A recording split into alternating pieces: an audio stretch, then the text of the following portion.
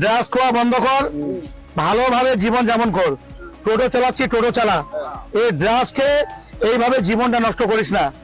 বাড়িতে বউ আছে, বাচ্চা আছে, মা আছে, বাপ আছে, ওদের ভবিষ্যৎকে দেখ, নিজের ভবিষ্যৎটা দেখ। আমরা পশ্চিম বাংলায় তৃণমূলের আমলে যা হয়েছে হয়েছে, আমরা নিশা মুক্ত পশ্চিম বাংলা আমরা করব ভারতীয় জনতা পার্টির পক্ষ থেকে। আমরা ভারতীয় জনতা পার্টির সৈনিক। আমরা কোনো ছেলে হোক মেয়ে হোক ইয়ং জেনারেশনকে এই দারু, গাঁজা, ভাঙ, ড্রাগস, ব্রাউন সুগার খেয়ে আমরা জীবন নষ্ট করতে দিব না।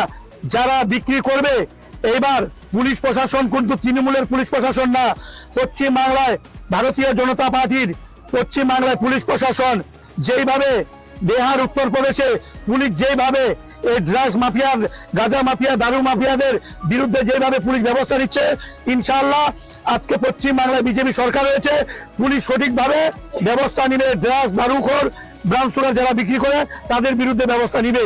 তোমরা কিন্তু ভালোভাবে এখন বলো, পুলিশ আসছে, প্রশাসনকে ফোন করছি, ওদেরকে নামগুলো বলো। আমার সাথে কথা হয়েছে আইসি সাহেবের, এখন যারা এই বিক্রি করে তাদেরকে আমরা তাদের নামে কমপ্লেন করবো, আইনগতভাবে তাদের বিরুদ্ধে ব্যবস্থা নিব।